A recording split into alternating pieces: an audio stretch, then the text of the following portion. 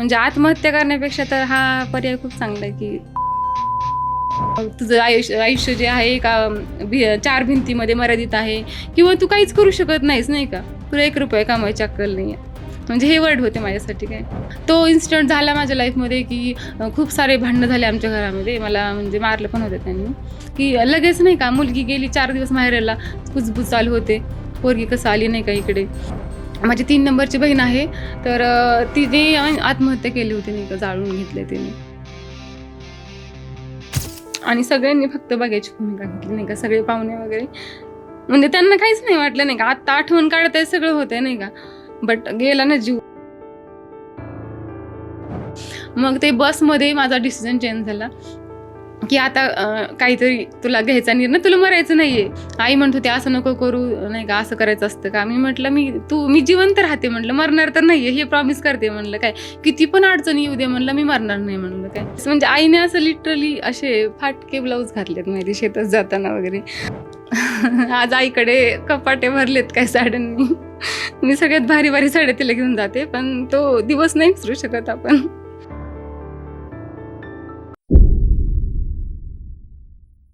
नमस्कार, भन्नाट तेजा शोच्या मंचावर तुमचं खूप खूप स्वागत आहे. नमस्कार, थँक्यू. सगळ्यात पहिल्यांदा आपल्या प्रेक्षकांना तुमची ओळख करून द्या. नमस्कार, मी Priyanka Undre, celebrity makeup artist and hair stylist आणि नेल आर्टिस्ट पण आहे. तर लास्ट टाइम संस्कृतीचा पॉडकास्ट केला आणि त्यावेळेला तुमची जी काही इन्स्पायरिंग स्टोरी होती ती मला समजली आणि त्यामुळे आज तुम्ही परत या प्लॅटफॉर्मवरती आहात. तर मला सांगा, ही मेकअप आर्टिस्ट बनण्याची स्टोरी काय आहे? म्हणजे मी असं विचार नव्हता केला की आज म्हणजे एवढ्या चांगल्या लेवलवरती काम करेल मी. एक हाऊसवाईफ असते ना की तिचे म्हणजे खूप सारे ड्रीम्स असतात, बट लग्न झाल्यानंतर त्यातला एक स्टॉप लागतो. तसंच काही झालं होतं, कारण म्हणजे फॅमिली वगैरे जेव्हा माझी मुलगी झाली तेव्हा मला असं वाटलं नाही की परत मी आता काही करू शकेल. बट घरामधील म्हणजे एक ज्यांचं नाही का खूप सारी स्वप्न असतात, बट ते पूर्ण नाही होऊ शकत. आणि म्हणजे असं काहीतरी योगायोग येतो किंवा असं काहीतरी घडतं लाईफमध्ये, प्रत्येकाच्याच लाईफमध्ये घडतं. बट ते नाही का म्हणजे तो पाऊल नाही उचलत की आपण स्वतःसाठी तरी काहीतरी करूया किंवा ह्या दुनियेतून बाहेर पडून काहीतरी आपलं अस्तित्व निर्माण करूया. तर ते मी थोडीशी डेअरिंग केली नाही का, की स्वतःसाठी काहीतरी करायचं. म्हणजे आत्महत्या करण्यापेक्षा तर हा पर्याय खूप चांगला आहे की स्वतःसाठी लढणं नाही का. आता आत्महत्यापर्यंतचा विषय काढलाय म्हणजे नक्कीच काहीतरी सॅड स्टोरी आहे. कसं असतं माहिती आहे, म्हणजे जे एकदम नॉर्मल घरातील मुली असतात, आता जे श्रीमंत असतील तर त्यांचे आईवडील त्यांना कसं पण हँडल करतात किंवा त्यांचं म्हणजे पालनपोषण त्या गोष्टीमधून झालं म्हणून ते सहन नाही करून घेत. बट त्यांचं नाही का एकदम नॉर्मल घरातील आहेत, हाऊसवाईफ जेव्हा ती होते त्यांना अगोदरचं पण बाहेरचं माहीत असतं स्ट्रगल, नंतर पण ते सहन करायची थोडी कॅपॅसिटी ठेवतात. मग एक लिमिट होते ना क्रॉस, जेव्हा की नाही आता ह्याच्यानंतर नको नाही का, मग तेव्हा आपल्याला काहीतरी घ्यायलाच लागतो निर्णय लाईफमध्ये. बट लग्न कधी झालं ते सांगा. माझं 18 वर्ष कंप्लीट झालं होतं तेव्हा झालं लग्न. म्हणजे 12वी झाल्यानंतर नाही का स्वप्नांचं म्हणजे आपलं कसं असतं ना त्यावेळेस एज खूप माइंड असतं नाही का, ड्रीम बघण्याचं वय असतं की मला आता हे करायचंय ते करायचंय. आणि त्या वयात तुमच्यावरती एक असं बंधन लादलं जातं की लग्न. तो प्रेशर असतो ना, फॅमिली प्रेशर, रिलेटिव्ज असतात. परत मग आपले आईवडील पण त्याच्या पुढे जायचं सगळ्यांच्या, कारण सोशल लाईफ ही खूप वेगळं असतं नाही का. पण इतक्या लवकर लग्न करण्याचं रिझन काय होतं? आता मी इथं म्हणजे पुण्याची नाही आहे प्रॉपर, गावाकडे माझा जन्म झाला आहे. तर गावाकडचं म्हणजे 16-17 वर्षापूर्वीच वातावरण काय असेल नाही का, त्या वयामध्ये माझ्या म्हणजे 30 इयर्सच्या पूर्वी त्यावेळेस मी जन्म घेतला आहे. जेव्हा मी झाले 16 वर्षांची, 10वी झाली, नंतर 11वी 12वी, म्हणजे खूप सारे ड्रीम्स होते मला नाही का. इंजिनियर व्हायचं होतं, म्हणजे असं नाही का आता पुण्यात जायचं, तिकडे एज्युकेशन जर जमलं तर ठीक आहे, नाहीतर किंवा कंप्लीट पुरे करायचं आणि इंजिनियर माझं खूप मोठं ड्रीम होतं नाही का. बट घरच्यांमुळे नाही झालं.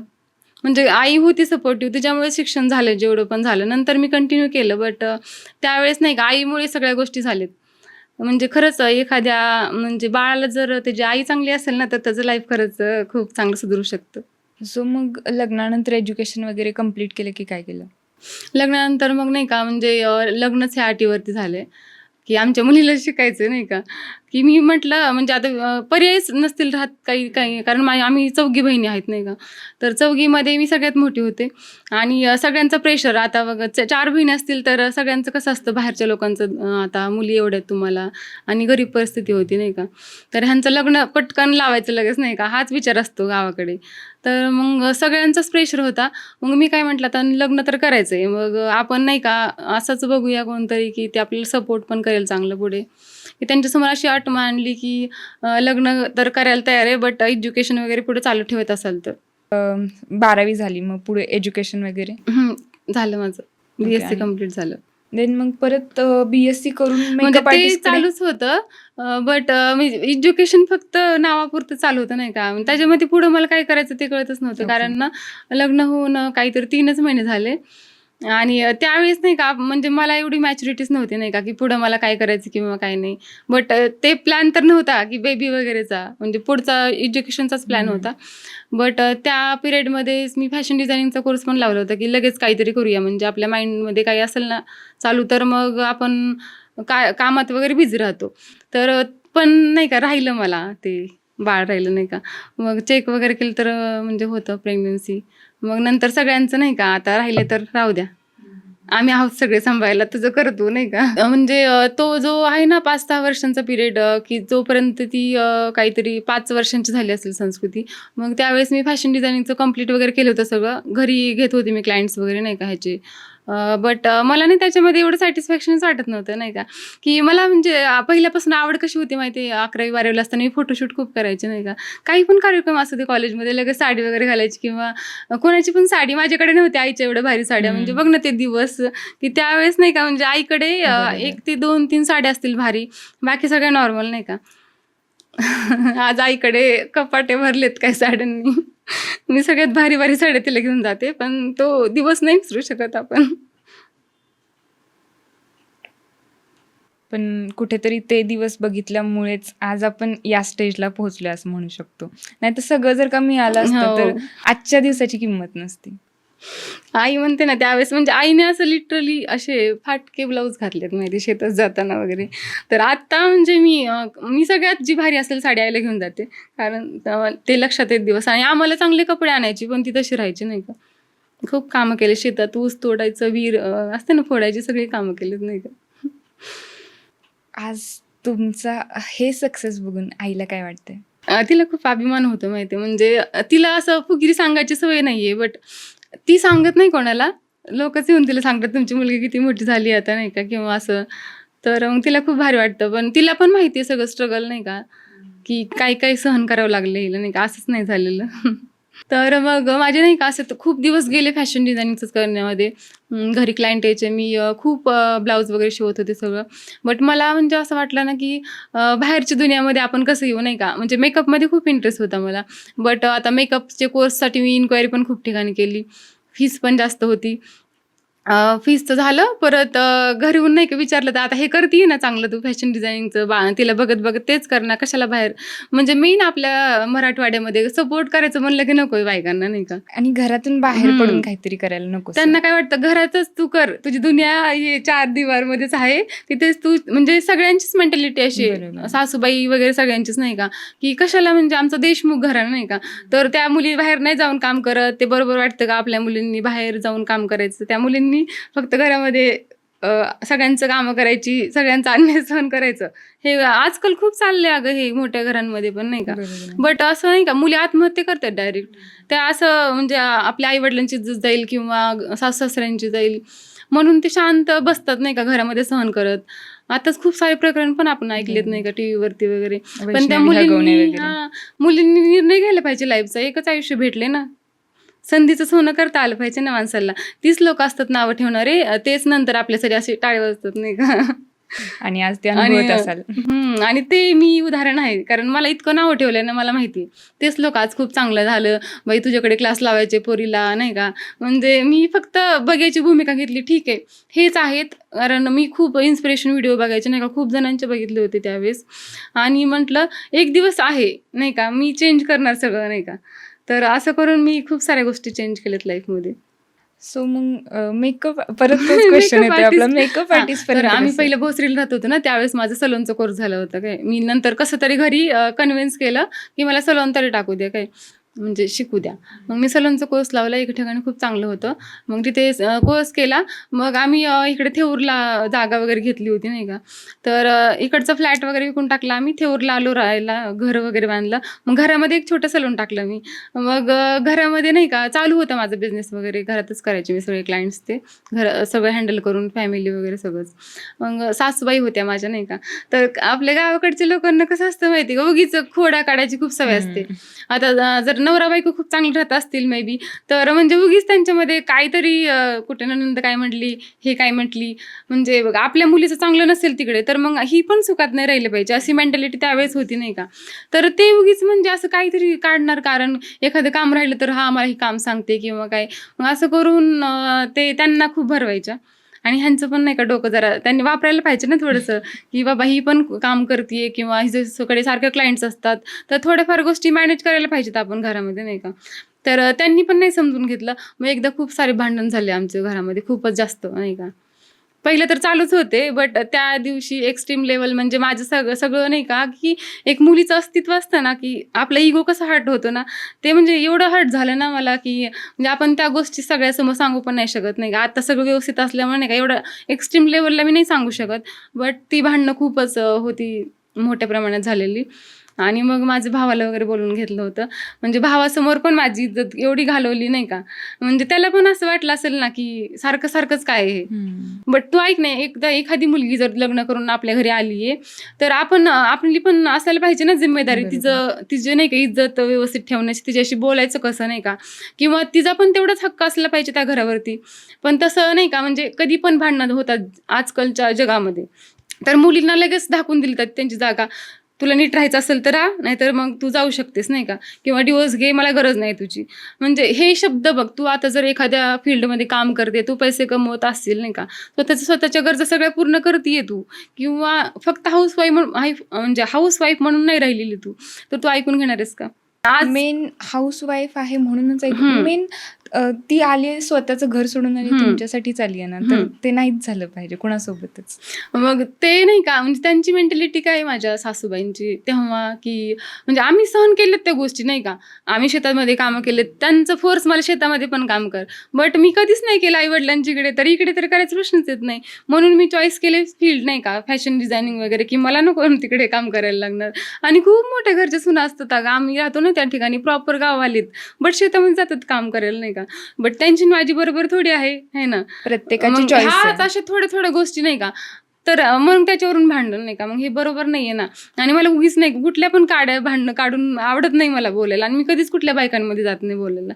माझं काम मी नाही का. मला कधीच आवडत नाही की उगीच गेले कोणासोबत गप्पा वगैरे मारत बसले नाही का, अशा गोष्टी नाहीच आवडत. जिथे नाही का त्या टेबलवर बसलं पाहिजे आपण, जिथे फक्त बिझनेस, पैसा, कसं मोठं व्हायचंय नाही का, ह्या गोष्टीवरती चर्चा असेल, त्या ठिकाणी मी बसते नाही का. त्याच्यामुळे माझे विचार तसे. मग ते भांडणं झाले आमचे खूप एक्स्ट्रीम लेवलवर. मग ते नाही का दरवेळेसचं कसं असतं नाही का, ये तुझ्या बहिणीला घेऊन जा, प्रत्येकासोबत होतं बरं का. सगळेजण हिंमत दाखवत नाहीत बोलायची काय. जर दाखवली ना, तर आजकाल नाही का ते माणसं नाही का एवढी हिंमतच नाही करणार कुणावरती अत्याचार करायची किंवा काय करायची. तर ते झालं. मग मी नाही का, मग झालं तेच, जायचं आईकडे 8 दिवस, परत थोडे दिवस नाही का रडायचं वगैरे. नंतर आई समजून सांगणार, जाऊ दे बाई आपली परिस्थिती अशी तशी आहे. मग परत रिटर्न यायचं वापस, आणखी त्यांनी फोन करणार नाही का नंतर. मग नंतर असा विचार केला मी बसमध्ये असतानाच नाही का, की आता वापस जायचंय की काय करायचंय. आणि तुला माहिती आहे ह्याच्या अगोदर आमच्या लाईफमध्ये खूप मोठा इन्सिडेंट झाला होता 1 महिन्यापूर्वीच. काय, माझी 3 नंबरची बहीण आहे, तर तिने आत्महत्या केली होती नाही का, जाळून घेतलंय तिने. बापरे. म्हणजे मी हा डिसिजन घेतलाच नसता लाईफमध्ये कधी नाही का, एवढा मोठा घर सोडून जायचा वगैरे. तर तिने म्हणजे लढलीच नाही ना स्वतःसाठी. मग ते तिचे मिस्टर पण तिला खूप त्रास द्यायचे, मारायचे, ड्रिंक वगैरे करायचे, खूप मारायचे. परत सगळ्या मित्रांसमोर जलील करायचं नाही का. म्हणजे तिचं तर खूपच. आणि मला तर ह्या गोष्टी अजिबात नाही आवडत काय. आणि तिने मग नाही का टेन्शनमध्ये ते जाळून घेतलं मग नाही का. हे असं झालं. मग आणि हा एवढा मोठा इन्सिडेंट झालाय ऑलरेडी तिच्यासोबत. तर ह्याच्यावरती काहीतरी माझ्या घरच्यांनी घ्यायला पाहिजे होते ना ॲक्शन. भावानी पण नाही घेतली. हे आई-वडिलांनी, पाहुणे पण नाही का, जाऊ दे आपली पोरगी गेली तर नाही का, काय करायचं आता. बट पण मी तेवढी मॅच्युअर होते ना ऑलरेडी नाही का, म्हणजे होती बाळाची आई वगैरे, किंवा ते पण मी पण सहनच करत होते, किंवा माझ्या सगळ्यांना सहन करावं लागतं, सांगत नाहीत कोणी नाही का. सगळ्यांचं झाकली मूठ लागायची असते ना, तशा टाईपचं कंडिशन आहे मुलींची आजकाल. तर म्हणजे तो इन्सिडेंट झालेला होता 1-1.5 महिना झाला असेल, आणि आई त्याच ह्यात होती नाही का, की तिचा खूप जीव होता त्या माझ्या बहिणीवरती. सख्खी बहीण? हो, सख्खी बहीण. बापरे. 4घी बहिणी आम्ही, त्यातली 3 नंबरची बहीण. मग तो म्हणजे एवढा, आणि तिला एवढं 100% जळली होती नाही का. आणि लास्ट म्हणजे मरताना पण बघ ना, किती प्रेम असतं नवऱ्यावरती, की त्याला काही करू नका म्हटली होती काय. बापरे. आणि मला म्हणजे माझ्या हातात हात घेतला होता, मला म्हटली नाही का, मला माझी खूप मोठी स्वप्न होती असं नाही का. म्हणजे तो मला चक्कर आलती अगं तिला हे बघून नाही का. म्हणजे माझी खूप मोठी स्वप्न होती, पण नाही पूर्ण झाली. आणि सगळ्यांनी फक्त बघायची भूमिका घेतली नाही का, सगळे पाहुणे वगैरे. म्हणजे त्यांना काहीच नाही वाटलं नाही का. आता आठवण काढताय, सगळं होतंय नाही का. बट गेला ना जीव, त्यासाठी तर त्यावेळेसच काहीतरी घेतला घेतला असता. असता तर. हां, तर मला नाही वाटत आता. मला कोणाचं काहीच वाटत नाही, तुला माहिती आहे खरं तर. कारण मी सगळ्याला आजमावून बघितलंय, कसे माझ्यासोबत कोण वागलेत, किंवा तो जो एक पिरियड असतो ना, की ज्यावेळेस सगळ्यांनी साथ द्यायची असते. जेव्हा तुम्ही मोठे होणार, यशस्वी होणार, दुनिया साथ देणार आहे काय. पण तो पिरियड असतो ना संघर्षाचा, की ज्यावेळेस तुमचं एक टाइम खायचा सुद्धा प्रॉब्लेम आहे, किंवा तिथे त्या मुलीसोबत उभं राहायला पाहिजे आपण. त्यावेळेस जर साथ नसतील देत, तर ते कसले रिलेटिव्ह असतात नाही का. मी ओळखत पण नाही अशा रिलेटिव्हला नाही का, मला गरज पण नाहीये कोणाची काही. तो इन्सिडेंट होता बघ लाईफ टर्निंग नाही का. कारण आम्ही नाही का बघ ना, माझ्या भाचीचं एंगेजमेंट झालं होतं, त्यासाठी आम्ही गावाकडे गेलोय. तिची डिलिव्हरी झाली होती, तर डिलिव्हरीमध्ये तिचं बाळ वारलं नाही का, म्हणून तिला टॉर्चर घरी बघ.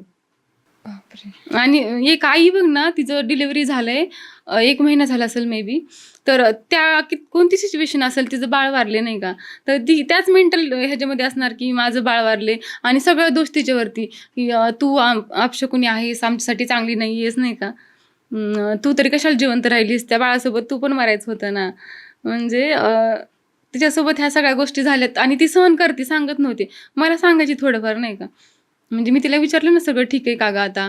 आणि गावाकडचेच आहे ना आम्ही सगळे, फक्त पुण्याला राहतोय, किंवा पुण्याला आहेत सगळ्यांचे प्रॉपर घर वगैरे, बट मेन जो बेस आहे तो गावाकडचा. तर ते तिकडच्या लोकांची मेंटॅलिटी तशीच असते, बायकांना त्रास द्यायची नाही का.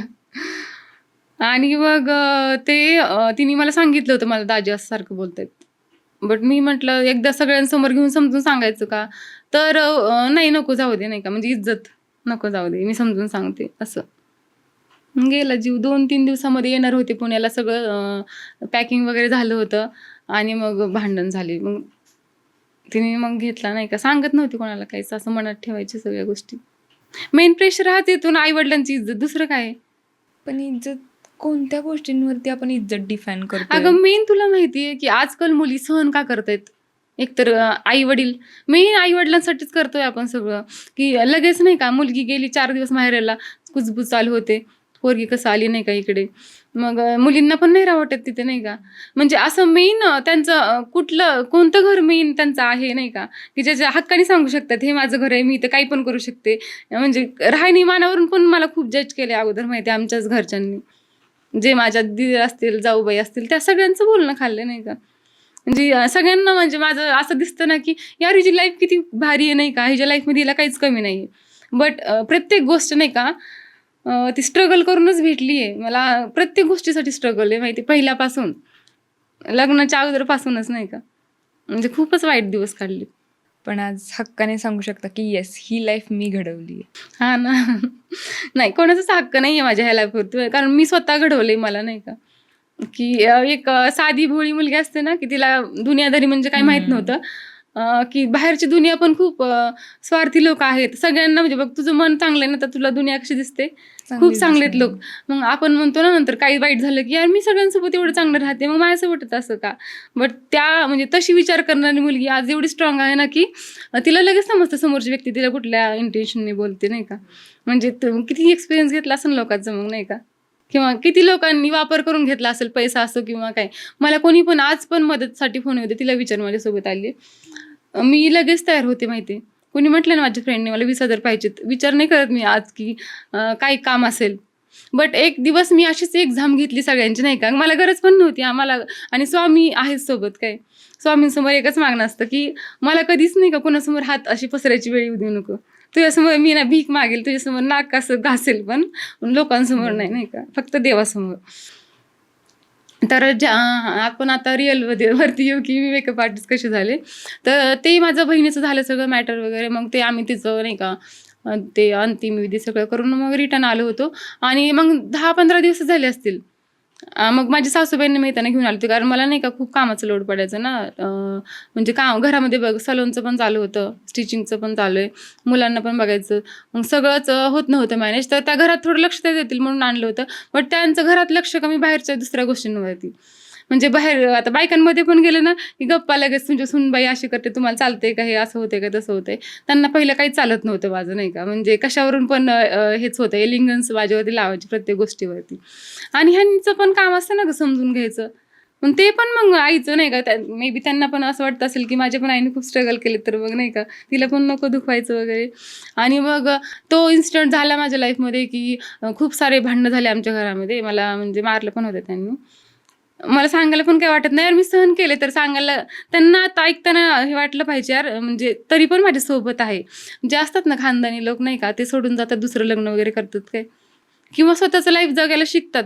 बट मी नाही का म्हणजे तर त्यावेळेस विचार करू शकतो, यंग होते एकदम नाही का, 21 वर्षाची मुलगी घर सोडून गेली. भरपूर लोक भेटतात बाहेर नाही का, खूप संधी असतात. मला पण गरज नव्हती फॅमिलीकडे नंतर यायची परत, किंवा आई वडिलांचा विचार करायची. मी घर का सोडलं होतं, एक जिद्द होती नाही का, की मला काहीतरी बनवून दाखवायचं. हे जे म्हणतायत ना मला की तुझं आयुष्य जे आहे का 4 भिंतीमध्ये मर्यादित आहे, किंवा तू काहीच करू शकत नाहीस नाही का, तुला 1 रुपया कमवायची अक्कल नाही आहे, म्हणजे हे वर्ड होते माझ्यासाठी काय. मग मी म्हटलं 1 रुपया कमवा, घरात तर बसून कमवला, आता दुनियादारीमध्ये कसा कमवायचा असता हे करून दाखवते नाही का. मग ते डिसिजन जेव्हा मी बसमध्ये रस्त्यामध्ये असताना विचार चालू होतो डोक्यामध्ये, आता काय करायचं. आता घरी गेले की आई पण टेन्शनमध्ये, ही आत्ताच वारली तर त्याच टेन्शनमध्ये असणार. परत मी गेले की आणखीन तिला जास्त टेन्शन येणार नाही का. रिलेटिव्हचं पण काय चालू आहे, ह्यांच्यासारखं चालू असतं नाही का. कोणी नाही कोणाच्या लाईफमध्ये लक्ष देत, फक्त त्यांना मज्जा वाटत असते नाही का, ह्यांच्या लाईफमध्ये काय चाललंय, म्हणजे काय भेळ मसाला भेटतोय आपल्याला नाही का. हां, तेवढंच फक्त. नंतर त्याच्यावरती असं दाखवायचं नाही की काही सोल्युशन वगैरे, किंवा पोरीची साईड घ्या, असं नाहीये. म्हणजे असेच आहेत आमचे रिलेटिव्ह सगळे नाही का. थोडं पण सहन करायचं. अरे आपण मुलीची जाते आपली नाही का, आपल्या आई वडिलांचा विचार करायचा असतो, लग्न झाले आता, आई वडिलांची परिस्थिती बघायची असते, असं सगळं नाही का. मुलींना हेच सहनच करावं लागतंय. आणि मग परत बसमध्ये नाही का, म्हणजे भावाने बसून, मावस भाऊ आला होता मला न्यायला, सक्का भाऊ छोटा होता. तर मग मावस भाऊनी बसून दिलं, झालं त्याचं काम, संपलं तिथंच नाही का. त्यांना पण एक शब्द नाही बोलला की तुम्ही हे सोबत असं का केलं म्हणून. काही करत आले असतं का खूप गोष्टी माहिती करायच्या असते तर नाही का. आपण 4 लोक बसून पण बोलू शकत होतो की तुम्ही असं का करता हिच्यासोबत, किंवा तिचा हक्क आहे घरावरती नाही का. प्रत्येक वेळेस मुलींनीच का घर सोडायचं, तुम्हाला प्रॉब्लेम आहे तुम्ही पण जाऊ शकता ना घर सोडून. म्हणजे हा विचार नाही करत आहे की ती लोक म्हणजे आई वडिलांचं घर सोडून आपल्याकडे आली आहे, तर आपण तिला किती फुलाचं म्हणजे जपायला पाहिजे ना. की एखाद्याची घरची लक्ष्मी आणली आपण घरी, तर ती लक्ष्मीसारखं ठेवलं तरच तुमच्या घरी नांदणार आहे ना लक्ष्मी. काय असतं दुसरं नाही का देवाची पूजा म्हणजे. म्हणजे असं नाही की देव म्हणत नाही आपल्याला, ते देवाऱ्यामध्येच येऊन तिथं पूजा कर माझी, माणसांची इज्जत करणे त्याला पण म्हणतात देवपूजा नाही का. आणि जर मी तुला 2 शिव्या दिल्यास तर तू माझं ऐकून घेणारस का. नाही ना. तुला वाईट वाटणार की नाही, तू काहीतरी एक शब्द बोलशीलच ना माझ्याबद्दल परत नाही का. असं थोडी मी तुला किती पण बोलणार, तुला शिवाय देणार, मारणार, आणि तू म्हणणार मार ना प्लीज, आणखी मार, असं थोडी होऊ शकतं आपल्या लाईफमध्ये, नाही होऊ शकत. मग ते बसमध्ये माझा डिसिजन चेंज झाला की आता काहीतरी तुला घ्यायचा निर्णय, तुला मरायचं नाहीये नाही का.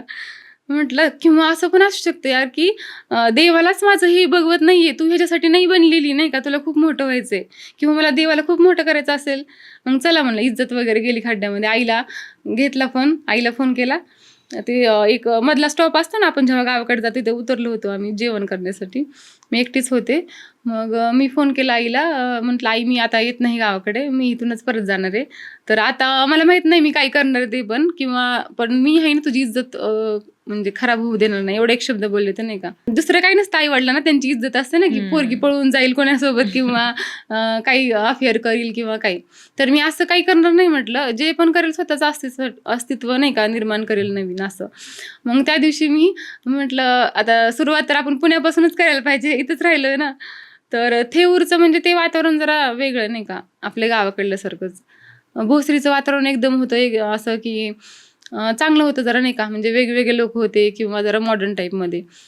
मग त्या वातावरणात गेल्यामुळे काही तिथे मला काहीच करता येत नव्हतं, कारण तसं ॲव्हेलेबल काही नव्हतंच ॲव्हेलेबल नाही का, की काही करू शकेल कोर्सेस वगैरे.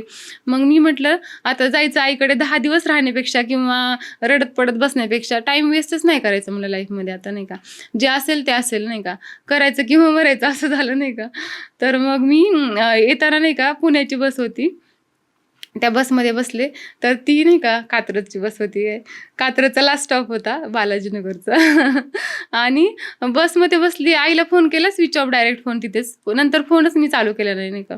आई म्हणत होती, "असं नको करू नाही का, असं करायचं असतं का?" मी म्हटलं, मी जिवंत राहते म्हटलं, मरणार तर नाही हे प्रॉमिस करते म्हणलं. काय किती पण अडचणी येऊ दे म्हणलं, मी मरणार नाही म्हणलं. काय तिला असं वाटत होतं ना, एकटी पोरगी जाईल तिकडे कुठे राहील बाबा, नंतर एकतर पोरगी आपली असं झालंय तिच्यासोबत, हिच्यासोबत पण असं काही होऊ नये.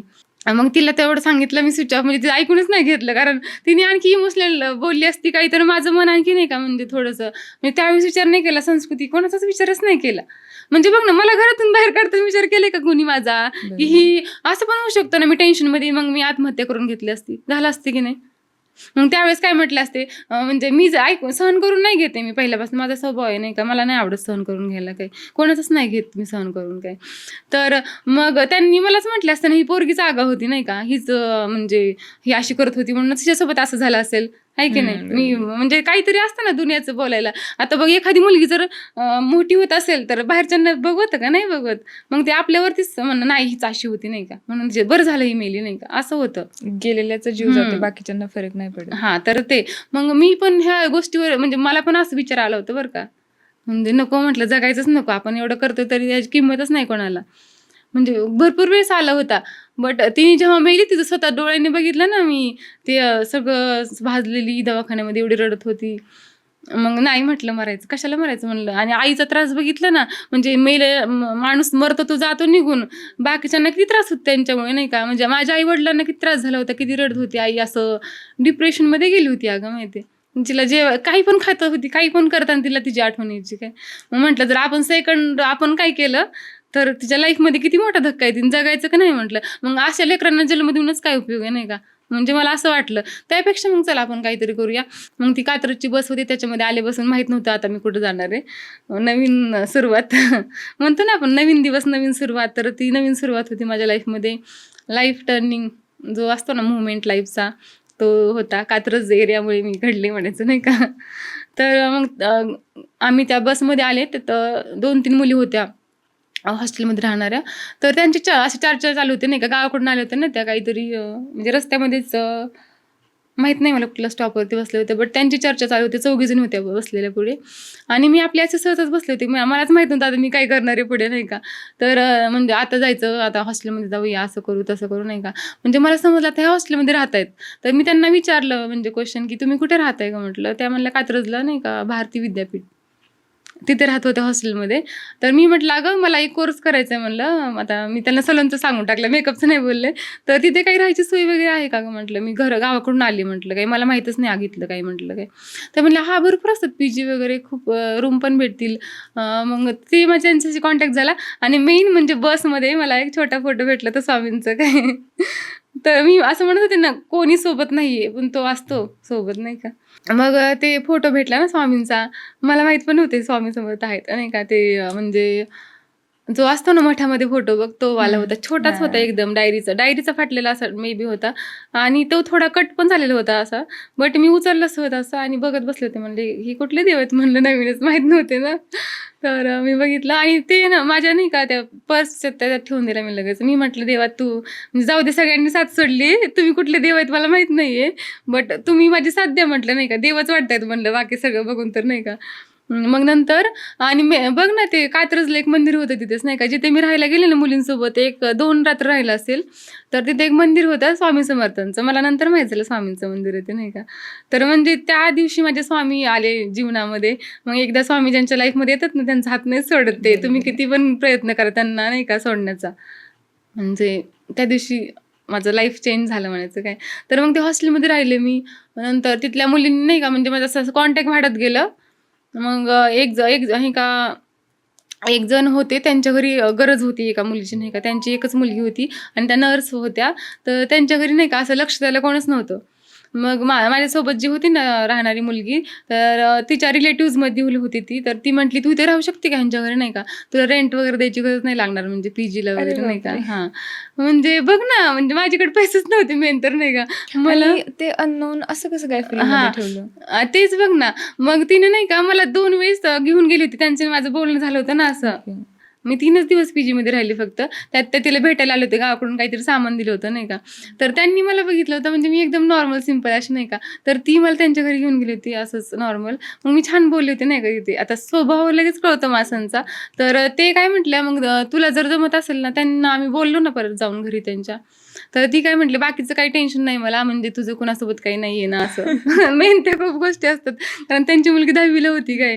तर त्यांना टेन्शन असतं. आता माझ्यावरती बरोबर. जिम्मेदारी सोडणार त्या किंवा मी त्यांच्या घरात राहणार म्हटल्यानंतर. मग मी म्हटलं, "हे बघा माझं काहीच नाही. मी इथं फक्त कोर्स करण्यासाठी आले. वाटलंच मी माझा फोन पण नाही माझ्याकडे स्विच ऑफ होता नाही का."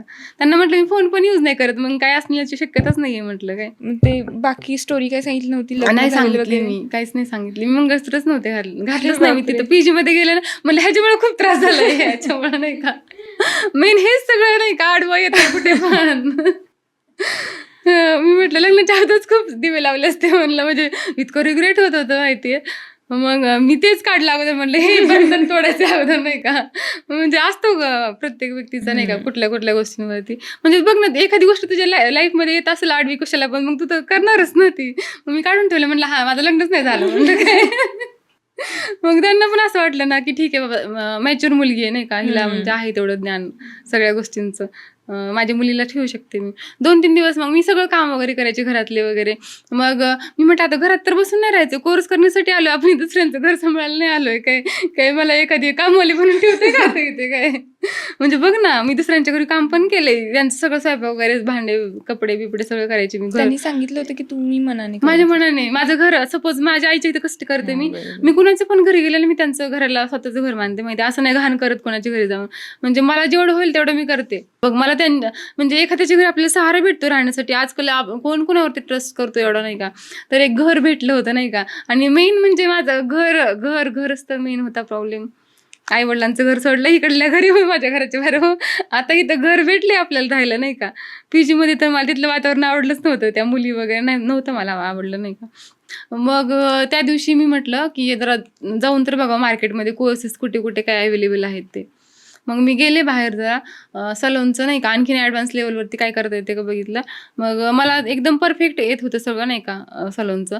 मग मला लगेच तिथं काही आवडलं नाही. कात्रज एरियामध्ये कुठलं लोकेशन नाही आवडलं कोर्ससाठी नाही का मेकअपच्या कोर्ससाठी. मग मी 15 दिवस एका ठिकाणी जॉबला गेले सलोनच्या. 9,000 पेमेंट त्यावेळेस. कामच खूप भारी करत होते नाही का. तर त्यांनी 2 दिवस मला बोलवलं असंच फ्रीमध्ये ट्रायल नाही का. तर मी क्लायंट पण खूप छान हँडल करायचे. मग राहणीमान चेंज झालं. जीन्स वगैरे घेतले आपण नाही का लगेच. ती होती ना 10वी मुलगी ती आणि मी म्हणजे मी एवढी मोठी असताना पण तिचे कपडे मला बसायचे. मग स्टार्टिंगला ती "जा ताई माझं घालून नाही का, काही प्रॉब्लेम नाही. जा तुला जर बाहेर जायचं तर नाही का. तुला हे खूप छान दिसेल. तू असं नको ना गं नाही का ड्रेस साधी घालत होते ना मी. हे नाही तुला छान दिसणार. आता तू ना राहणीमान चेंज कर नाही का." असं करायची ती.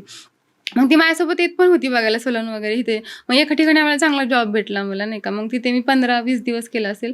मग म्हटलं जॉब पण नाही करायचा मला नाही का आणि किती 9,000 मध्ये काय होणार आहे म्हटलं. मला एखादा मोठा कोर्स करायचा असेल. मग नंतर मी आता पुण्यामध्ये इन्क्वायरी चालू केल्या. मग पुण्यामध्ये सदाशिव पेठमध्ये एक अकॅडमी होती.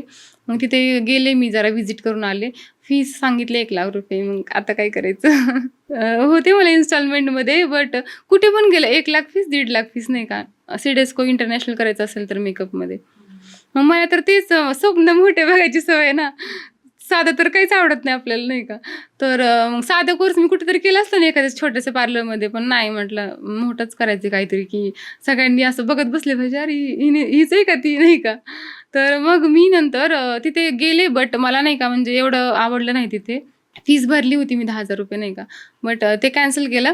मग नंतर म्हटलं आता जर आणखीन दुसरी एखादी चांगली अकॅडमी बघायची म्हटलं ना, तर जास्त पैसे लागतील म्हणलं काय. मग मी मंगळसूत्र होतं ना माझं ते काढून ठेवलं होतं ना राग सोन्याचं. मीच केलं होतं अगं माहिती आहे. ते जे असतं ना आपलं शिलाईच्या पैशांवरती. मी सासून सगळे नाही का त्यावेळेस मला ते खूप होतं नाही का सेव्हिंग करायची आणि काहीतरी सोन्याचं घ्यायचं पहिल्यापासून खूप आहे तो इंटरेस्ट.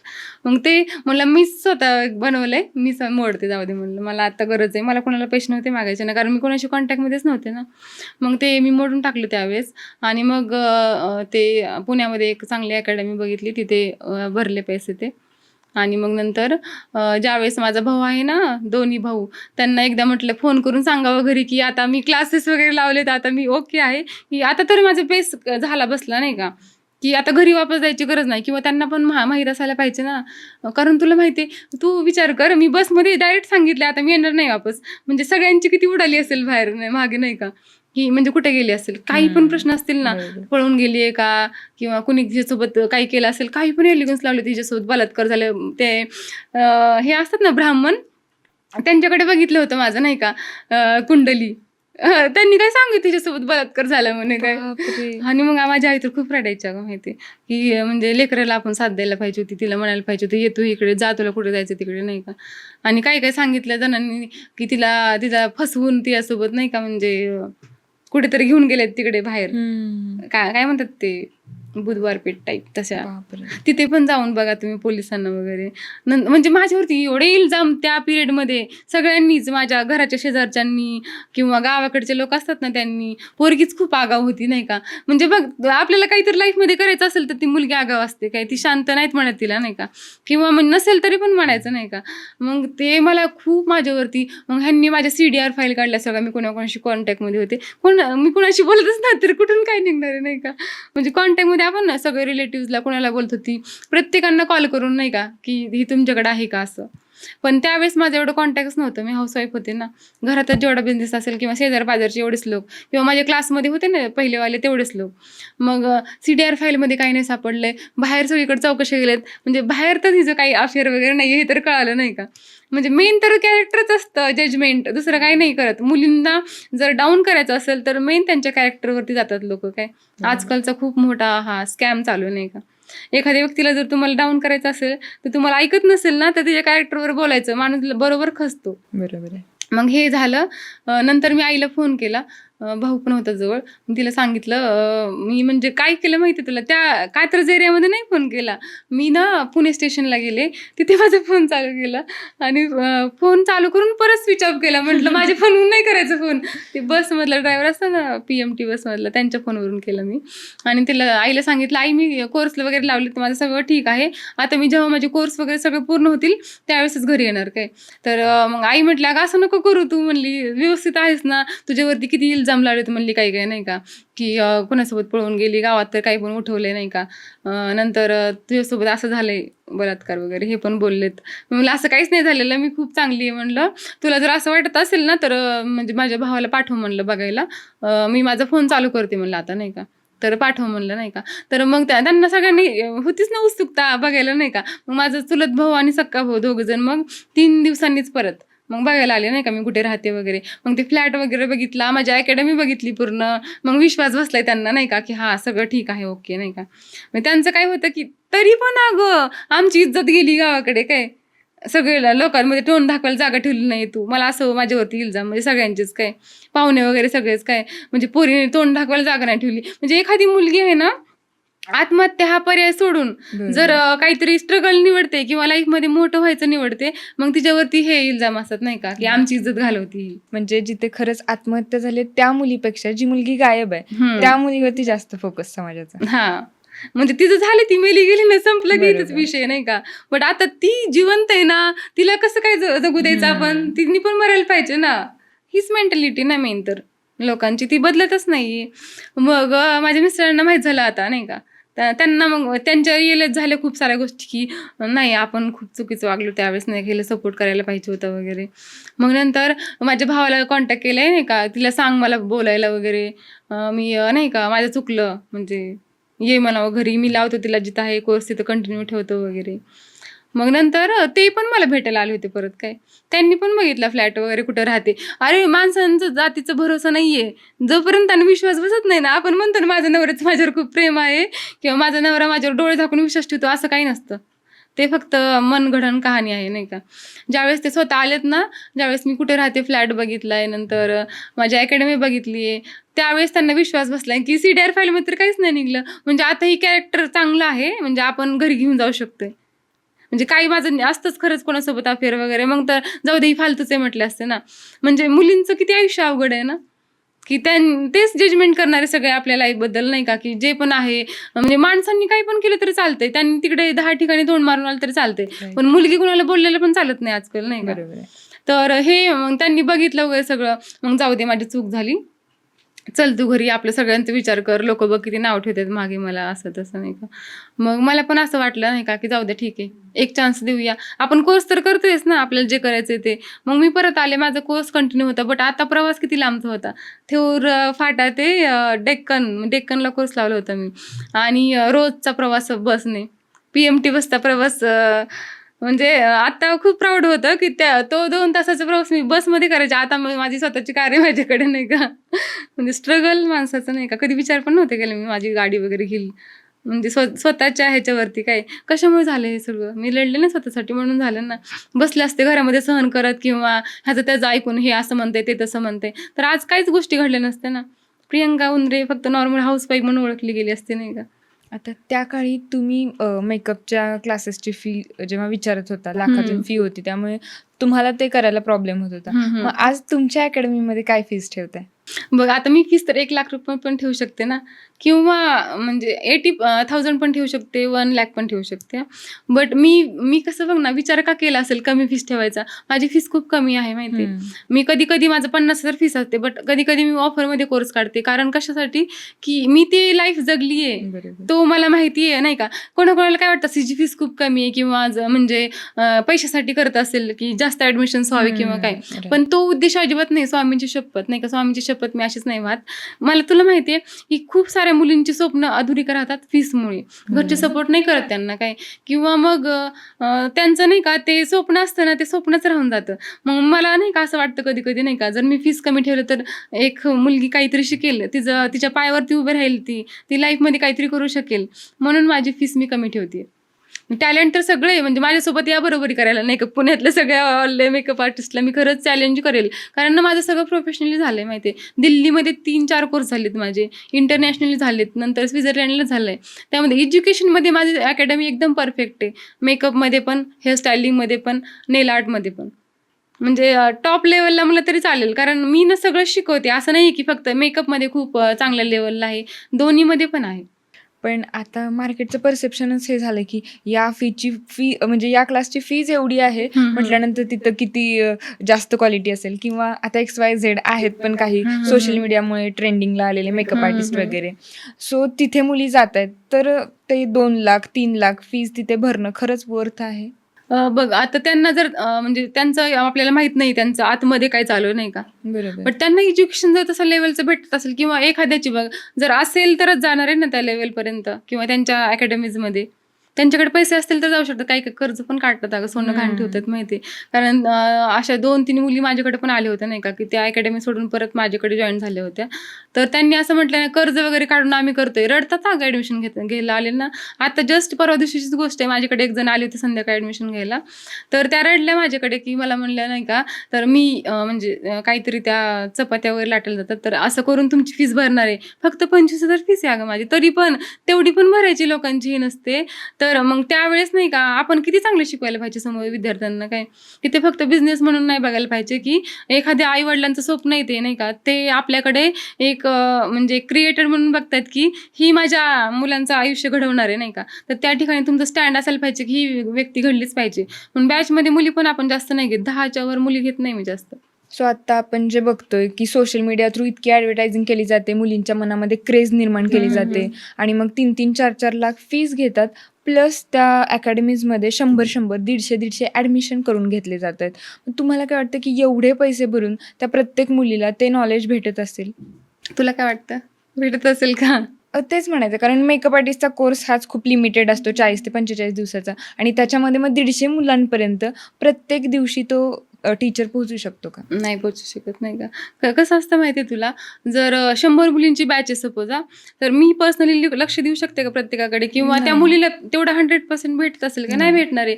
कारण मी त्या 10 मुलीमध्येच मला एवढं वैतागून जाते माहिती आहे मी, की कारण मला नाही, मी मुलींवरती ठेवून जात नाही सगळी जिम्मेदारी. मी स्वतः त्यांना म्हणजे शिकवण्यासाठी पण मीच असते.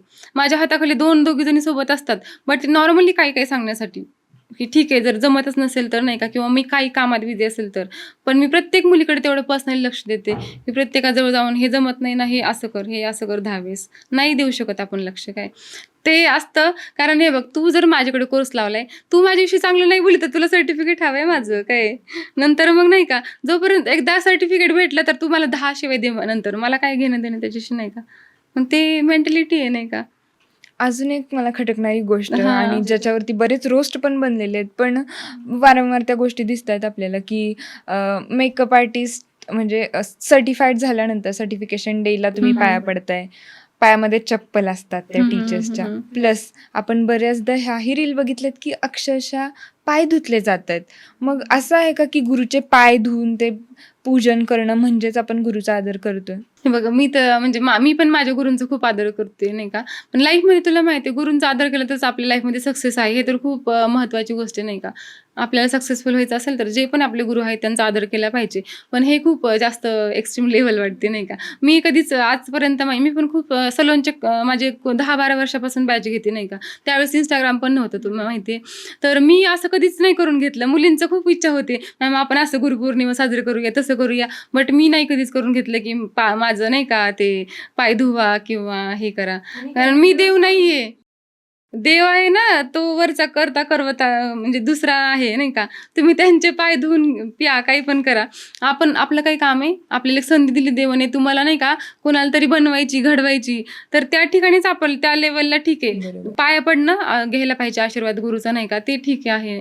म्हणजे आता बघ, लास्ट सर्टिफिकेशन डे असतं, तर त्या दिवशी पडू शकतात मुली, बट ते पाय धुवायचं वगैरे मला नाही आवडत. आता मार्केटमध्ये मग एवढे स्टुडंट्स बाहेर पडतात, एवढ्या मेकअप आर्टिस्ट बाहेर पडतात. मग तिथून बाहेर पडल्यानंतर खरंच त्यांचं फ्युचर आहे का त्याच्यामध्ये? या सगळ्यांनाच ऑर्डर्स भेटणार आहेत का ॲक्च्युअलमध्ये मार्केटमध्ये? तुला माहिती आहे, जर आज मी घरी बसले ना, म्हणजे काहीच कामधंदा सोडून, तर माझं नाव झिरो होणार आहे परत नाही का. कारण मार्केटमध्ये आजकाल नाही का, मार्केटिंग खूप महत्त्वाचं आहे. मार्केटिंग कुठल्या पण बिझनेसमध्ये खूप जास्त स्ट्रगल्स आहेत, किंवा कॉम्पिटिशन पण खूप जास्त आहे. आणि मी तो फेज बघितलाय, ज्यावेळेस नाही का मी सेलिब्रिटींचे मेकअप करायचे, त्यावेळेस नाही का मला सेलिब्रिटी मेसेज करायचे, आपण हे शूट करूया. आत्ता म्हणजे मार्केटच एवढं जाम करून टाकले सगळ्यांनी, एवढं ट्रेंडिंगमध्ये आणलंय ना, की आता आपल्याला सगळ्यांच्या मागं लागावं लागतं, की तुम्ही या माझ्याकडे मेकअपला. आता मेकअप आर्टिस्ट अगोदर नाही का फक्त नॉर्मल DM जर केलं ना आपण सेलिब्रिटीजला, तरी तयार व्हायचे लगेच नाही का. ठीक आहे, आपण असं शूट करूया. बट आता तसं नाहीये, सगळ्यांना पैसे द्यायचे. बघ, आता मॉडेल्सला पण पे करायला लागतं, तरच ते येतात आपल्याकडे. प्रत्येक गोष्टीसाठी एक 20-30 हजारापर्यंत शूट जाते आमचं एक माहिती. मग मार्केटिंग मुली एवढे करू शकतात का ज्या नवीन त्यांचं झाले. मग त्यांनी असं बसून नाही राहायला पाहिजे माहिती घरी लगेच. तुला माहिती आहे, कुठला पण बिझनेस तुम्हाला ग्रो करायचा असेल तर मार्केटिंग खूप महत्त्वाचं आहे. किंवा जर मी एखादी कला शिकली आहे, तर त्यामध्ये मी आणखीन काय त्याच्यामध्ये काय एफर्ट्स टाकू शकते स्वतःची नाही का. गुरुकडून तर घेतले आपण हे, पण आपण आणखीन त्याच्यामध्ये काही नवीन करू शकतो ॲड, किंवा थोडे इकडचे तिकडचे मेकअप आर्टिस्ट किंवा सोशल मीडियामध्ये भरपूर गोष्टी आहेत, त्या ॲड करून मी आणखी काही नवीन माझ्या बिझनेसला देऊ शकते का वळण. हे तुम्ही निर्णय क्लास करायच्या अगोदरच घ्यायला पाहिजे. काय की मला जर घरी बसून राहायचं असेल किंवा शिकून फक्त बसायचं असेल तर क्लास करू नका नाही का. मुलींनी नाही करायला पाहिजे. जर तुम्हाला त्याच्यामध्ये खरंच ग्रोथ करू शकताय तुम्ही, घरचा सपोर्ट भेटेल, नंतर असं नको आहे मार्केटिंगलाच पैसे नाही आहेत, मग काय एवढं 1-1-1.5 लाखाची व्हॅनिटी असते, एवढं कोर्सला पैसे जातात, मग नंतर उपयोग नाही आहे ना. मग घरच्यांना आणखी झालं का सपोर्ट केलाय क्लाससाठी आणि परत निवांत घरी बसली, असं नको व्हायला. मार्केटिंग केलं पाहिजे सतत आपलं. तुम्हाला कुठलं तरी एक पेज तयार करा तुम्ही Instagramवरती किंवा YouTubeवरती, तर त्याच्यावरती टाका तुमचं काम थोडं थोडं नाही का. बघ, जर म्हणजे मी ॲज अ क्लायंट तुझ्याकडे आली आहे, जर मी तुझं मला काहीच काम दिसत नाही आहे कुठल्याच ह्याच्यावरती, तर मी तुला कुठल्या बेसवर ऑर्डर देणार आहे सांग. मग मेन ज्या मुलींचे कोर्सेस झालेत ना, त्यांनी असं बसून राहू नका. मला एवढं बोलायचं आहे, की काही ना काही तुमचं क्रिएटिव्हिटी टाकत राहा, तर तुम्हाला काम भेटणार आहेत नाही का. आणखी एक की आता सोशल मीडियावरती फोटोज, व्हिडिओज जेवढे असतात त्याच्यामध्ये जेवढं छान स्मूदनिंग दाखवलेलं असतं मेकअपचं, तर ॲक्च्युअलमध्ये पण तेवढंच होतं का? ॲक्च्युअलमध्ये मेकअप रिअलमध्ये तसाच दिसतो का? तर हा खूप महत्त्वाचा क्वेश्चन आहे नाही का. तर मेन बघ, ज्यावेळेस आमचं फोटोशूट असतं तिथे लाईट्स पण असतात, कॅमेरे सगळे HD असतात नाही का. तर मेकअप ज्यांचं इंटरनॅशनल झाले किंवा ज्यांचा हात खूप वर्षापासून त्या फील्डमध्ये आहे, प्रॅक्टिस वगैरे करतायत, त्यांचा बेस पण खूप छान होतो. आता जर तू माझ्याकडे आलीस ना, तू स्वतः बघशील नाही का. असं कुठलं पण नॉर्मल क्लायंट असू दे किंवा कसली पण असू दे, जो बेस असतो मी हेवी कधीच करत नाही. Client as a client requirement त्यांना जसं हवे तसं. बट ज्या मॉडेल्स असतात ना, त्यांचे स्किन पण खूप छान असते. आपण घेताना कसली पण स्किन नाही बघत ना. तर 1-2 डेमोज आपण घेतो, प्रॉब्लेमॅटिक स्किन नाही का, पिंपल्स वगैरे किंवा काहीतरी डाग वगैरे असेल, 1-2च दाखवतो. पण ते पोस्ट करताना आपण काय करतो, चांगल्या मॉडेल ज्या सुंदर दिसतायत, ज्यांचं फीचर्स वगैरे सगळे चांगले आहेत, तिथे लाईट्स वगैरे असतात, कॅमेऱ्यामध्ये शूट झालेलं असतं. बट हे लोकांना थोडी माहीत असतं. बरोबर. दिसायला तर नाही का, दिखावा तर दिसतोच ना. आणि मग बऱ्याचदा असं होतं की हे सोशल मीडियावरचे फोटोज वगैरे बघून ब्राईड्स बुकिंग करतात मेकअप आर्टिस्टना आणि त्यांच्या एवढ्या मोठ्या डेला जेव्हा ॲक्च्युअलमध्ये त्या मेकअप बघतात तेव्हा जसं फोटोमध्ये दिसलेला असतो तसा रिअलमध्ये दिसत नाही आणि मग सगळ्यांचीच निराशा होते. तर या गोष्टी कशा टाळू शकतो? म्हणजे अशा गोष्टी पण झाल्यात भरपूर ठिकाणी मी ऐकल्यात पण नाही का. म्हणजे मेन असं ऐकलंय की एंगेजमेंटला म्हणजे खूप एक्साइटमेंट असते नाही का. मग ते बघून वगैरे, आणि तुला माहिती आहे कधी पण आपण गेलो ना कुठले मेकअप आर्टिस्टकडे की बुकिंगसाठी वगैरे, कन्व्हिन्स पण करतात खूप चांगलं क्लायंटला नाही का, आम्ही असं तसं नाही का, म्हणजे खूप सगळं सांगून किंवा काही. तर ज्या दिवशी त्यांचा तो स्पेशल डे असतो, मग त्या दिवशी मग काहीतरी होतं. ते टोन वगैरे मॅच होत नाही किंवा तो मेकअपच नाही व्यवस्थित बसत. मग त्या दिवशी दिवस झाला खराब तो. मग अशा एंगेजमेंटच्या खूप साऱ्या ब्राईड्स आहेत, त्यांनी वेडिंगचं नाही का त्या मेकअप आर्टिस्टला नाही दिलं परत. म्हणजे माझ्याकडे पण असं बोलून दाखवतात, ह्यांनी असं केलं. मग मी त्यांना नाही का फ्रीमध्ये डेमो देते एक नाही का, तुम्ही बघा अगोदर. आता संस्कृती पण बरीच फेमस आहे आणि तिचे एवढे लावणी शोज वगैरे असतात. तर त्यावेळेला तिचा मेकअप तुम्ही करता? ती हातानेच करते अगं. बापरे! हो, बघ बघ ना 7वी पासून नाही का, म्हणजे तेव्हा मला खूप त्रास व्हायचा. तिचं मेकअप करायचं, ड्रॅपिंग करायचं, सगळं आवरायचं. परत तिला घेऊन पण जायचं नाही का शोसाठी. तर आता मला तिचं काहीच करायला लागत नाही. ती हेअरस्टाईल पण स्वतःची करते. आता लास्ट शो होता ना आमचा होम मिनिस्टरचा, त्यामध्ये पण मला ऑर्डर होती काय, आणि म्हणजे मी खूप उशिरा आले, तर माझी असिस्टंट असते तिच्यासोबत. बट ती तिला पण काही करू देत नाही. तिला मेकअप कोणाकडूनच करायला आवडत नाही. ती खूप छान करते माहिती आहे मेकअप. ते मेकअप, हेअरस्टायलिंग, साडी ड्रेपिंग तिने स्वतः केली त्या दिवशी सगळं. अच्छा. आणि नेहमी आता संस्कृतीच्या सगळ्या कार्यक्रमांमध्ये वगैरे तुम्ही सोबतच असता? मी जाते सोबत. हो. कारण ना तुला माहिती आहे, तिला नाही कुणावर विश्वास पण नाही दुसऱ्यांवरती. तिचे बाबा किंवा मी असते नाही का सोबत. जास्त तर मीच असते, कारण मला तिला खूप मोठं करायचं नाही का. आता तुम्ही संघर्ष केलात आणि आधी आपण संस्कृतीची सुद्धा स्टोरी ऐकून घेतलेली आहे. तर दोघीही मालकींनी त्यांच्या त्यांच्या लाईफमध्ये, त्यांच्या त्यांच्या फेजमध्ये बराच संघर्ष केला आहे. मग तुम्ही एकमेकींना बघून किती मोटिवेट होता? तुला माहिती आहे मोटिव्हेशनसाठी आम्हाला बाहेरच्यांचं इन्स्पिरेशन घ्यायची गरज नाहीये किंवा कोणाचंच आम्ही बाहेर म्हणत नाही, ते बघ ती किती मोठी झाली, ही किती. ती माझ्याकडे बघून म्हणते, म्हणजे तू किती सहन केलंस नाही का. तर मला खरंच म्हणजे लोकांचं इन्स्पिरेशन घ्यायची गरज लागत नाही. तुझ्याकडे बघूनच मला खूप अशी एनर्जी येते काय. आणि तुला माहिती आहे तिला पण म्हणजे खूप साऱ्या गोष्टींना फेस करायला लागलं जेव्हा मी घरी नव्हते. मग त्यावेळेस तर तिला तो एक्सपिरियन्स आलेला. त्या म्हणजे तिला आता डान्समुळे नाही का खूप जणांचं ऐकून घ्यायला लागतं, शाळेमध्ये, बसमध्ये ऐकून घ्यावं लागलं. म्हणजे खूप लहान वयामध्येच खूप सारं स्ट्रगलला किंवा लोकांच्या बोलण्याला सामना करावा लागलाय. तर ती पण तेवढी स्ट्रॉंग झाली आता नाही का, की जरी काही झालं ना लाईफमध्ये, उतार चढाव किती पण येऊ दे, तेवढी आहे सहन करायची शक्ती नाही का. सगळ्यात महत्त्वाचं म्हणजे सध्या आपण बघतोय पॅरेंट्सचं की आजकाल पॅरेंटिंग करणं खूप अवघड झालं आहे. कारण बाहेरची आपण दुनिया बघतोय किंवा हे जे सोशल मीडिया आहे किंवा ही ग्लॅमर इंडस्ट्री आहे, याच्यापासून मुलांना दूर ठेवलं पाहिजे, नाहीतर मुलं बिघडतात. मग तुम्ही संस्कृतीचं संगोपन कशाप्रकारे केलं? म्हणजे मला तर अशा गोष्टींचं कधी म्हणजे तुला माहिती आहे की ती खूपच वेगळी अगं. म्हणजे मला ते म्हणजे देवाने सगळ्यात बेस्ट गिफ्ट असतं ना, की तुमच्या हे बघ धर तुझ्या चांगल्या कामाचं फळ नाही का, किंवा तुझ्या पुण्याचं फळ, तर ती माझ्यासाठी आहे तशी नाही का. कारण तिला मी काहीच मला समजून सांगायची गरज लागत नाही जास्त गोष्टी, की आजकाल म्हणजे वय काय असतं ते अट्रॅक्शनचं, त्याच्यामध्ये पण ती एकदम नाही का, तिचं माइंडच वेगळे अगं. तिचे खूप मोठे स्वप्न आहेत माहिती आहे. ती आज 10वी मधली मुलगी BMW घ्यायची स्वप्न बघते बघ ना तू. म्हणजे काय लेवल असेल ती जेव्हा एकदा नाही का मोठी झाल्यानंतर. म्हणजे मला तिचं एवढं प्राऊड वाटतं ना, की मी पण एवढं मोठे स्वप्न नव्हते बघितले काही. म्हणजे माझं काय असतं, मला म्हणजे माझं हार्ट कुठं झालं माहितीये मेन, की मुलींना घर पाहिजे स्वतःचं.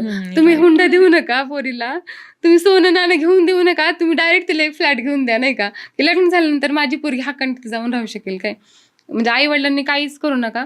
मुलींचं कुठं हक्काचं घर असतं ग. म्हणजे लग्नाच्या अगोदर माझ्या आई वडिलांचं घर आहे, तिथे पण आपण स्वप्न नाही बघू शकत माहितीये. तिथे पण काय असतं चालू, की लग्न झाल्यावर तू हे कर, लग्नाच्या म्हणजे काय नंतर होतं नाही की मी माझ्यावरून एक उदाहरण देते, हां. की आपल्याला एखादा बिझनेस सुरू करायचा आहे. घरचे काय बोलतात, की नाही लग्न झाल्यानंतर तो बिझनेस कसा शिफ्ट करणार, त्यापेक्षा तू लग्न झाल्यानंतर तिकडेच बेस बसव.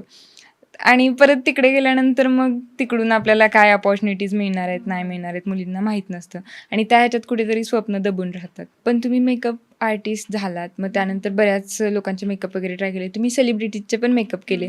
तर असा कोणता मुवमेंट होता, की तो तुमच्यासाठी खूप खास आहे आणि तेव्हा तुम्हाला वाटलं, की येस आज आपण सक्सेस झालोय? म्हणजे माझी सगळ्यात फेवरेट ॲक्ट्रेस प्राजक्ता गायकवाड, नाही का. तर त्यावेळेस आहे ना, म्हणजे मी नवीन नवीन शिकले होते ना मेकअप. मला एवढा एक्सपिरियन्स पण नव्हता, म्हणजे जसा पाहिजे ना, आता नवीन शिकल्यानंतर कुठे एवढा असतो. बट आणि तिला मी सहज DM केलं होतं, नाही का. तिचा स्वभाव खरंच खूप छान आहे. म्हणजे त्यावेळेस सेलिब्रिटीज पैसे घेत होतात, नाही का, ओपनिंगसाठी यायला वगैरे. बट तिने माझ्याकडून ₹1 पण नाही घेतला. तिला फक्त मी मेसेज टाकला होता, ताई माझ्या ओपनिंगला येशील का, नाही का. तर मी असं स्टुडिओ टाकते. तर तिने माझं पेज बघितलं, मेकअपचे फोटोज वगैरे बघितले, नाही का, जेव्हा मी क्लासमध्ये करायचे नाही ते वाले. मग ती म्हणे तुझं काम खूप छान आहे अगं म्हणे, आणि मी येते नक्की म्हटली काय. मग ती आली, ओपनिंग वगैरे झालं. तर त्या दिवशी नाही का तिचं म्हणजे माझ्यातर्फेच मी तिला सगळं दिलं होतं, नाही का, कॉस्ट्युम वगैरे सगळं, मेकअप वगैरे. तर तिला त्या दिवशी खूप आवडलं होतं ते, नाही का, मेकअप वगैरे केलेलं. म्हणजे तू इतकी सुंदर करते का, मला नव्हतं माहिती असं म्हटली काय. आणि ते झालं आणि नंतर तिच्यातर्फेच मला एक झी टॉकीजचं काहीतरी शूट होतं, त्याची ऑपॉर्च्युनिटी आली होती. मग त्यावेळेस पण तिचा मेकअप मी केला होता आणि इतकं सगळीकडे वाहवा झाली होती, नाही का. म्हणजे मग त्या दिवशी वाटलं की सार्थकी लागलंय ते मेकअप केलेलं, नाही का. तुम्ही स्वतःची कार पण घेतली, तर तो मुवमेंट तुमच्यासाठी कसा होता? बापरे. म्हणजे तुला माहितीये, मी जेव्हा म्हणजे आता लहानपणीच काढते हा. तर आमचं गाव खूप छोटं आहे हा. आणि त्याच्यामध्ये एखादीची कोणाची तरी कार कधीतरी यायची. मग आम्ही नाही का काय करायचं, ती कार बघण्यासाठी घरातून सगळे बाहेर, म्हणजे 5वी-6वीला असताना मी काय. आणि माझ्या वडिलांकडे एक सायकल होती अगं तेव्हा, नाही मोटरसायकल स्कूटी वगैरे असं प्रकार तर खूप लांब राहिला. ती सायकल त्यासाठीच आमची भांडणं असायची खूप, नाही का. आणि मग ती कार आली ना, आम्ही बघायला जायचो सगळेजण. मग मला असं वाटायचं यार आपण घेऊ शकोल का कधी, नाही का, होईल का हे स्वप्न पूर्ण. तरी पण मी म्हणायचे मोठे मोठे स्वप्न. मॅनिफेस्टिंगमध्ये खूप पॉवर आहे माहितीये. मी म्हणायचे आई बघ मी एक दिवस घेऊन दाखवते तुला, नाही का. म्हणजे गप्पा बस म्हणायची, नाही का, काही पण बोलते ही पोरगी काय, जसं मी संस्कृतीला आत्ता बोलते काय. तर मग आता माझं लग्न झालं आमच्याकडे, तेव्हा पण थोडी होती कंडिशन नाजूक. पण आम्ही सगळ्या गोष्टी केल्यात, नाही का, नवरा बायकोनं मिळून. घर झालं स्वतःचं, गाड्या, त्यांचा बिझनेसच आहे टूर्स अँड ट्रॅव्हलचा, त्यांच्याकडे कार आहे, सगळं आहे. म्हणजे घरचं त्यांचं होतं, पण माझं स्वतःची, नाही का. म्हणजे बघ आता मला खूप हट होतं कुठल्या पण गोष्टीवरून. मला कोणीतरी नॉर्मल जरी टोचून बोललं तरी मला जमत नाही, लगेच मी हट करून घेते. मग एकदा ह्यांनी पण मला त्यांच्या कारवरून काहीतरी बोलले होते काय. म्हणलं आता मी स्वतःचीच घेऊन दाखवणार काय. म्हणजे बघ कार घ्यायचं सोपं काम नाहीये, तेवढं इन्व्हेस्टमेंट पण करावं लागतं. मग बघ आताच मी एक अकॅडमी झाली होती, नंतर सेकंड पण झाली माझी.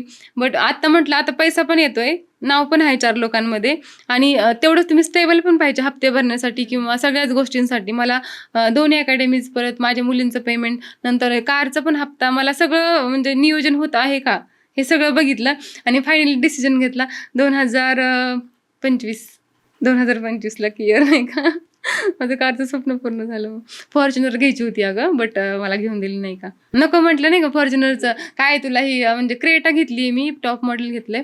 बट म्हणजे माझं क्रेज होतं फॉर्च्युनरवरती काय. एक दिवस ती पण घ्याल.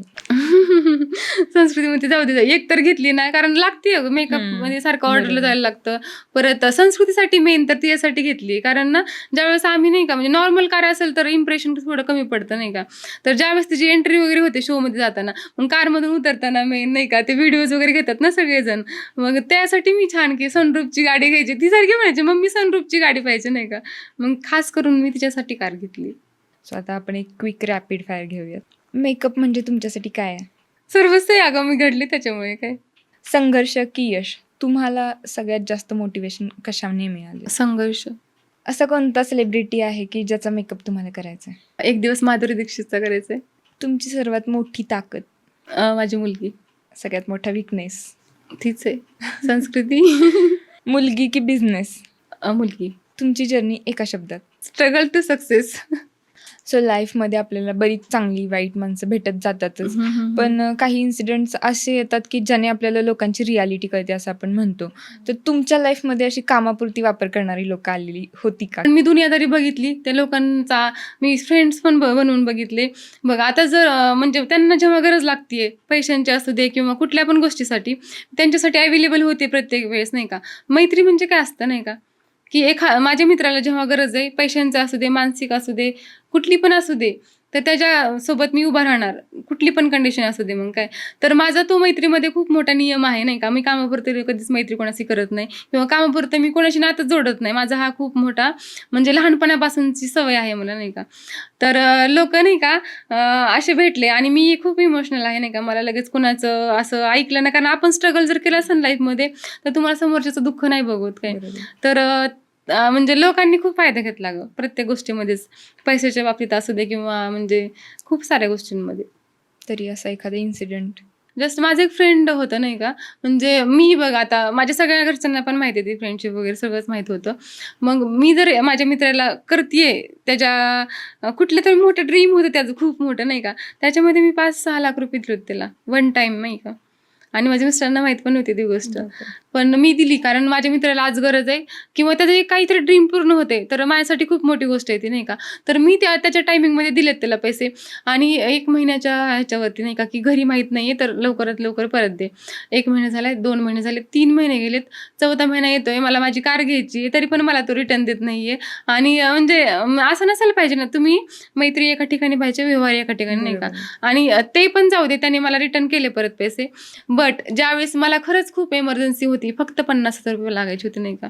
आणि त्यावेळेस मी माझ्या मित्रालाच मागणार ना, का बाकीच्यांना कुणाला, नाही का.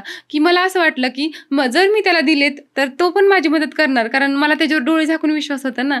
आणि मग ती व्यक्ती जर तुम्हाला त्या टायमिंगला मदत करत नाही, ज्यावेळेस तुम्ही खरंच एखाद्या डाऊन फेजमध्ये असताल, सगळे दिवस सारखे नसतात काही माणसाचे, काय प्रत्येक दिवस हा नवीन काहीतरी आव्हान घेऊन येतो.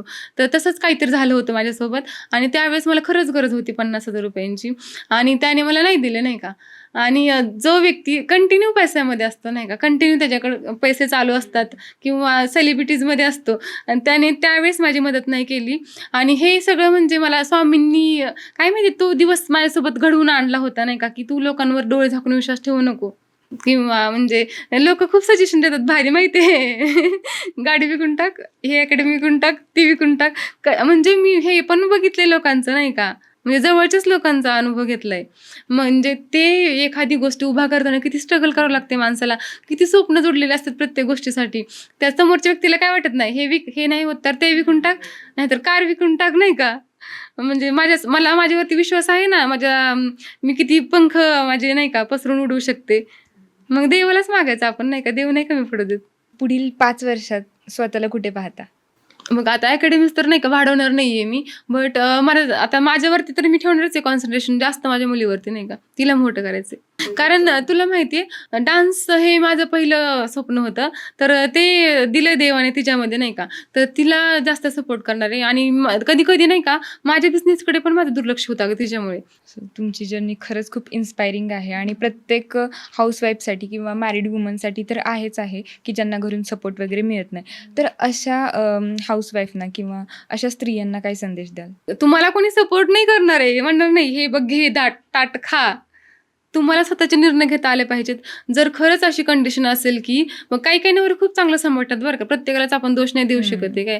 बट ज्या ठिकाणी अशी कंडिशन आहे ना, तुम्हाला खरंच प्रूफ करायची गरज आहे, तुम्ही स्वतः निर्णय घ्या ना. काही जणांचं सगळं डिपेंड असतं नवऱ्यांवरती, माझा नवरा असं करून देत नाही, तसं करू देत नाही, बट त्यांचं तुम्हाला, नाही का, ते मोडता पण आलं पाहिजे ना, की स्वतःवरती विश्वास पण पाहिजे. जर एखादा डिसिजन आपण घेतलाय तर तो सक्सेसकडेच नेता आला पाहिजे, की असं नको डाऊन. मग ते तुम्ही घ्यायला शिका.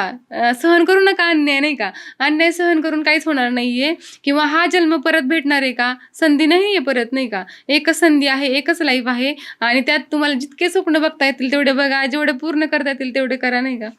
सो खरंच तुमची जर्नी खूप इन्स्पायरिंग आहे आणि प्रत्येक स्त्रीसाठी हे इन्स्पिरेशन आहे. त्यामुळे तुम्ही तुमची ही ओव्हरऑल स्टोरी आमच्यासोबत शेअर केली त्याबद्दल तुमचे खूप खूप धन्यवाद.